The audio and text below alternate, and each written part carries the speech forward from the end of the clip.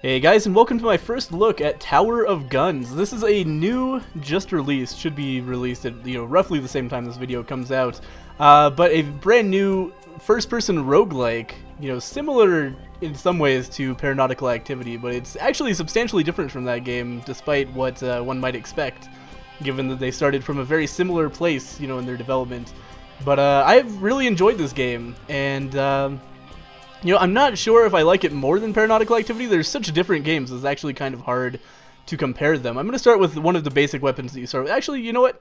I've never actually used the Peas and Carrots pistol. Let's try it. It's probably pretty bad. It seems to imply standard issue, choose a better gun. You also start with the portable pizza thrower, which is the weapon I started with before. And we're going to start with Bluegrass, triple jump from the start, which is a perk that you were also started off with. But as you can see, as you play the game, you unlock, as you do specific achievements, basically. As you get specific achievements, then you unlock new guns as well as new perks that you can start with. You get one perk, you get one gun, and then you just play. So if I level up 70 times, then I'll get a new perk. If I complete a stage without taking damage, yeah, fuck that, that's not gonna happen, then I'll get a new gun, and so on and so forth. All of these have associated things. I already got this one for doing a level exceptionally quickly, and I did this one for dying pretty late in the game, I think. I can't remember. Anyway, so let's go ahead and get started here. And as we get started with this beautiful loading screen, then sorry, it took longer to load than I thought, so I got a little bit thrown off. So as we get started, we're going to get a little story beat here. You see a corridor ahead. There are sounds of ominous robots coming from the shadows. What do you want to do? N. You go north. You know you were in a tower, despite not remembering how you got there. Anyway, I'll let you guys read that if you want. You can pause the video. But every single time you start the game, at first you start off with like an instructional dude, a butler who tells you a little bit about what's going on in the game, and then as you play more, then you start getting these funny, randomly selected stories. One time I was a crime-fighting dog who he was like a detective, and he was fighting some kind of evil mastermind, and it's just all like shit that makes no sense with what the actual gameplay is, and it's kind of I see it, oh fuck, that was really bad. I've never had that happen to me before, but I see it as a like a criticism of modern game stories in a lot of ways, in that like the actual gameplay has very little to do with the story, and I think it's really funny. Like, it just takes that concept to the extreme. I don't know why that Spinbot is just sitting there. Things are a little bit glitchy this time, which is unfortunate. I've never had too many issues with the game before recording this video, but it is, every once in a while something's a little bit off. Like, you'll notice I chose triple jump. Turns out the game is kind of designed, oh fuck, I almost missed some free weapon experience over here. The game feels a little bit like designed around the premise that you have multiple jumps. So I find like it's incredibly hard to get around some room layouts if you don't start with those extra jumps. But you can get some really good other perks too. So it's hard to choose.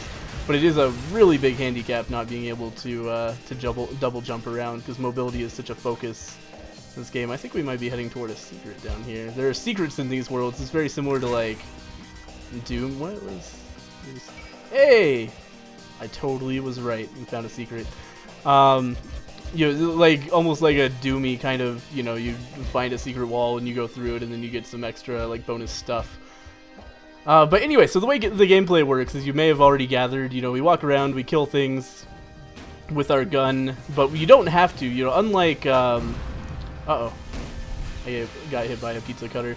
But unlike, something like Paranautical Activity or The Binding of Isaac, you do not have to kill everything to progress. All you have to do is find the door, and you are all good. I'm going to try to kill this thing from down here so we don't have to deal with it. We had a weapon level up, but it's gone now. So, that's another mechanic I should probably mention. So we've got our health on the left here, this red bar, and these red pickups are all health pickups. And the blue pickups are all experience pickups, and the experience pickups make that bar on the right go up. And as you get level ups, then your gun becomes much more powerful. It will fire in different ways, and it will also, I'm going to try to get over here before these pickups expire, which is a mechanic I fucking hate in any game. But as your weapon levels up, you can get different like styles of fire. Like a second ago, we had some burst fire on this thing. Ooh, jump height plus. That's really good for a character who already has some extra jumps, because now every jump does more for us. So, you know, but it also just makes your gun do more damage. Maybe it'll increase the fire rate on some weapons. It just makes your weapon better to get more levels. And as you get hit, you actually lose weapon experience. So that's kind of the incentive to not get hurt in the early levels. You know, health is not too much of an issue early on. I'd be very surprised to hear of somebody having trouble in the early game with like dying often. It's just a matter of like you want to, in the early game, stack up your weapon level as much as possible, so that later on you are able to keep up with the enemies there. So we're gonna get Captain's Belt. Oh, Zen just had this. It freezes time, he said. Isn't that the one? Zen and I just recorded a Green vs. Zen in this game, so I was just playing it with him. The first 4 bosses. We've got some more story beats here. I usually like to stop and read those, but I don't want to bore you guys by just, you know, reading out loud, when you guys can just pause the video and read it if you want, or we can keep on going with the gameplay here. But I should let it finish. So I killed all those hug bots, by the way. Hug bots, adorable little things that have little hearts. Oh fuck, I thought it was over. Oh well. We're gonna miss that story beat, but that's okay. 50% of secrets found. So there's one more secret somewhere on that floor that I did miss. But anyway, so that's the end of the first floor, and the game gets, I would say, substantially harder on each floor you go to, but it's hard to tell because your weapon continues leveling up. Really, the way the arc of this game tends to go for me is like, I'll be just stomping everything, doing really well, nothing's a challenge, my health is always full, and then eventually I get to a point where I have a lot of trouble not getting hit. My weapon levels down a bunch, and then I'm totally fucked because I can't kill anything, and then abruptly my game ends, which is interesting. It's very different from a game like Paranautical Activity, which I know is a game that's going to be compared to this game a lot, just because of their similar genres. But you know, despite that, pretty different games. You know, like in Paranautical Activity, you can die at any time, and it's not really a matter of like, you know, you do want to get money in Paranautical Activity, and if you don't, you'll be gimped, but not nearly as much. Ooh, I see a secret up there, I think. But first, I want to grab all this shit before it disappears. Yeah, in Paranautical Activity, like, you can go very quickly between like full health and no health. And in Tower of Guns, oh, there we go. Yeah, I wanna.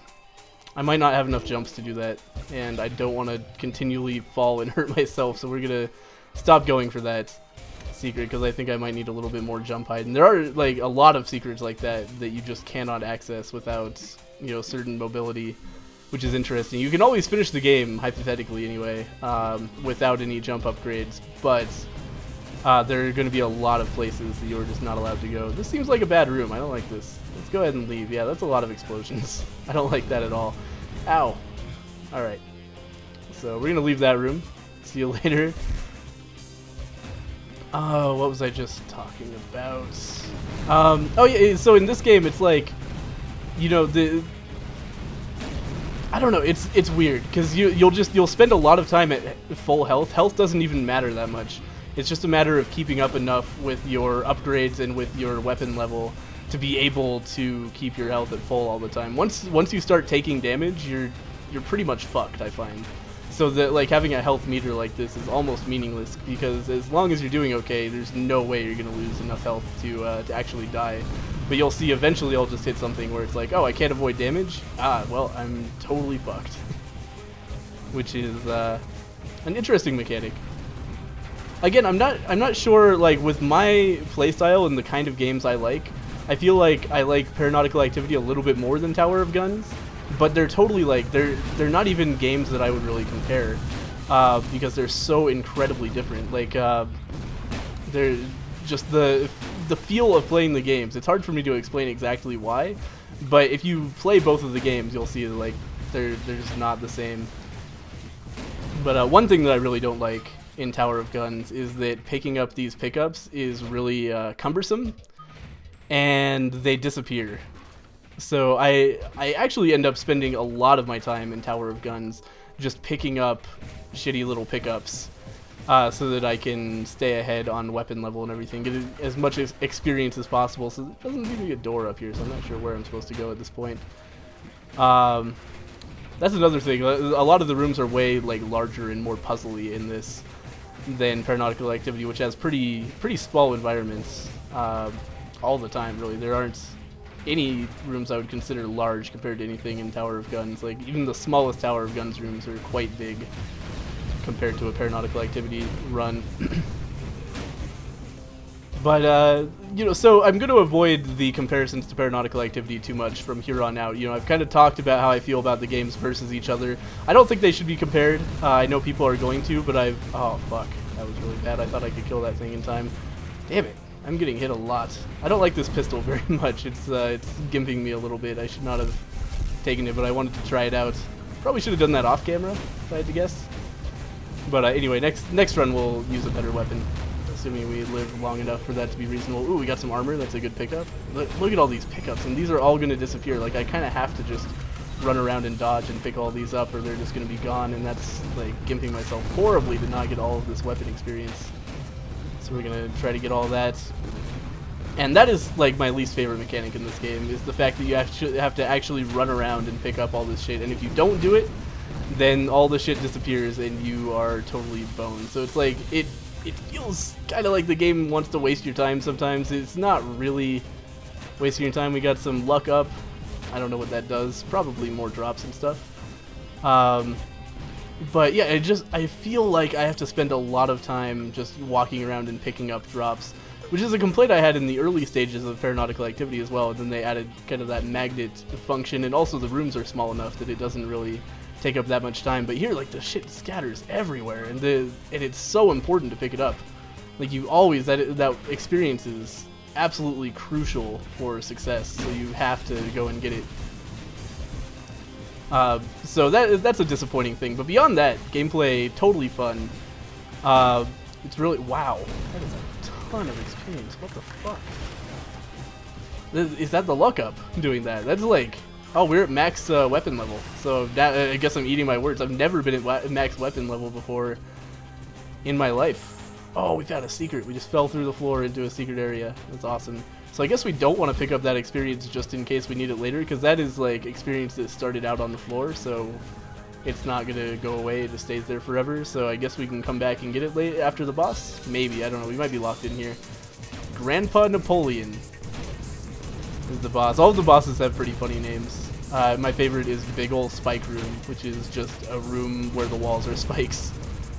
But anyway, this guy doesn't seem too bad. Oh, the purple circles are the worst. I hate them so much. You have to, they're like homing tears in Paranautical Activity, but you have to make them hit the wall, and they won't disappear until then. They might disappear at the end of the boss fight. Doesn't look like it, so we have to bait that into a wall. We got Colossal Special Button. I'll take a Colossal Special Button, I guess. We'll see what that does in a little bit, hopefully. I have no idea. I've never seen that before. All of the on-use items are kind of mysterious to me. Anyway, let's go ahead and take this badge, and we're actually maxed out on experience, so there's no real reason to kill these happy little things. Oh, look how cute it is. Oh. And then it gets very sad. But anyway, let's go ahead and move on to the next level. Secrets found 18%. I'm very bad at finding secrets in this game, but again, I think part of that is that a lot of the secrets are legitimately impossible to find if you don't have enough jumps, enough mobility. And also, I'm just totally unfamiliar with where any of them are. So again, we've got some more story beats. You guys can read those at your leisure if you prefer. I think I probably will go back and read these, because this one seems exceptionally funny to me. Alright. So here we are in the Battlements. So, as you can see, really beautiful level design, by the way. Like, I really, really, really like the graphical style of Tower of Guns. It looks so good. It's a really beautiful looking game, especially for an indie game. And as far as I know, just the developer is also the artist. Like, I don't think that was like a collaborative thing. I don't know how many people worked on this game, but I know there's like a main developer behind it. And then, you know, if I had to guess, he probably outsourced like music and stuff. But you know, who knows? He might be like absolutely super amazing and doing all of this shit by himself. I really am not sure. So we're walking around with a full charged weapon. That's actually pretty cool. We got difficulty increased. Yeah, not sure if I like that. That was probably not the best upgrade to get, if I had to guess. I wonder what that does. Anyway, let's go ahead and take off. And I guess with a full weapon charge, it might behoove me to just start running for the exits, because I don't need drops anymore. Money is still good, but you know, I have enough money right now to buy most things. Speaking of money, here's a mystery item and a boss, so we can just grab this item and hopefully just get out of here. Oh, we've spawned a lot of monsters though, and I didn't even buy the thing. Go money. Alright, what did we get? Item charge rate plus. I have not been using my item like I should be. Let's use it on this boss and see what it does. It's the colossal special button. Rage. Alright. Am I doing more damage? I have to assume so. Alright, so we're fighting Chomps a lot. Sorry. Almost couldn't read it because I was against the light. But yeah, this is a pretty annoying boss. I've fought it once before, and it is hard. But hopefully at this point, now that I have a fully charged weapon and everything, we can do a little bit better here. Where are they? That's the worst part about this boss for me, is that they spend so much time just not being existent. That guy just went through the wall. He just went straight through the wall. Oh, there he is. So you have to kind of look around, and oh, there's one. And there are two of them as well, so that's always that can be an issue. Man, this gun is pretty dinky. I feel like this gun at level 5 is worse than another gun I have at level 3. Like, I'm really unimpressed with how it's doing on this boss. But anyway, hopefully eventually we'll be able to take this guy out. We do have a ton of health. Oh man, that was close. Oh, that was not close. That was just me being hit. We should probably get rid of these flying things. Oh, did I kill one of the... Oh, he's just stuck there. Oh, that was really good. Okay. So I guess I'll focus the boss when it's on the screen and then focus these guys otherwise. These slow-moving shots are kind of an issue for me.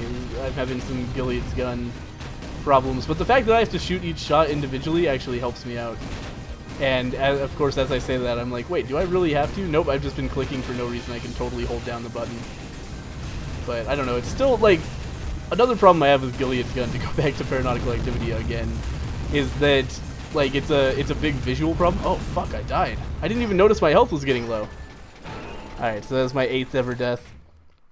Let's go ahead and try one more run of Tower of Guns, then we'll call it. I'm going to use my favorite weapon, and let's try Loot Never Vanishes. Too young to die. Immune to environmental damage.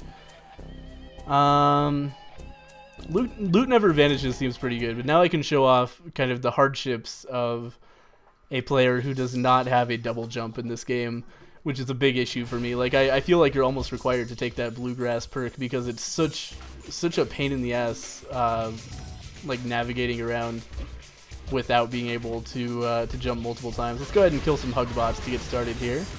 They can give me some delicious experience,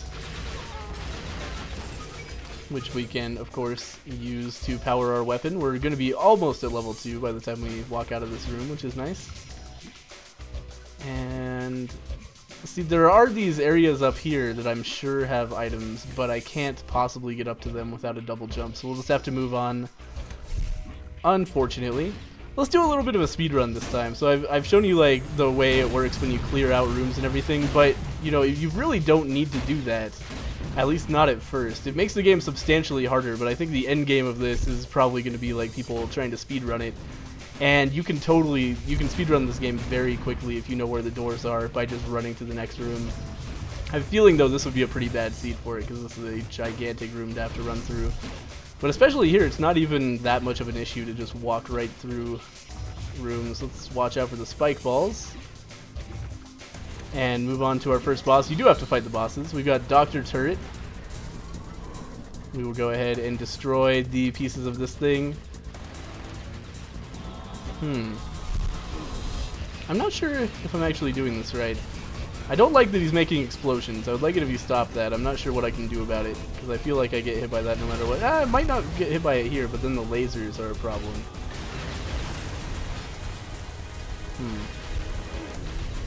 Alright, we're probably gonna die. I've never actually seen this boss before. Yeah, we're gonna get hit by the bomb again.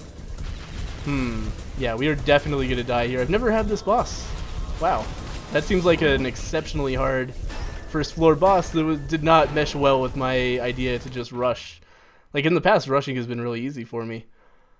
But anyway, that might be good, because that was going to be kind of a long video if I lived too long, which is kind of why I opted for the rushing strategy. But anyway, this is Tower of Guns. Very fun first-person roguelike that is nothing at all like Paranautical Activity. Like, I know a lot of people are going to see this and be like, oh, well, you know, I already have a game like this. Not at all. It's very, very different. So, you know, for better or for worse, this is a totally new and original game, and I think you guys should check it out if you are interested in roguelikes. It departs a lot further from the, like, traditional Spelunky Isaac than a lot of roguelikes do, which is cool. It's neat seeing the random generation kind of, you know, taken in different directions. I really love the storytelling element, and also Zen has told me there's a big surprise when you die 10 times, which I obviously have not done yet. That's my next death, so you know, there's a lot more to this game that I have not scratched the surface of here, because obviously this is a roguelike that I'm not very far into, and you don't really see everything about a roguelike before you've played it a bunch. But from my experience so far, really enjoying Tower of Guns. Definitely check it out. It's going to be on Steam, have come out about the same time this video came out. You can pick it up for, I think it's going to be on sale for $10 for the first opening week sale, and then $15 from there on out. And I think it's totally worth it. This game is super well polished, really pretty, good gameplay. This really, it's a joy to play. It's a good time if you enjoy roguelikes, as I do. Check it out. I'll see you guys next time.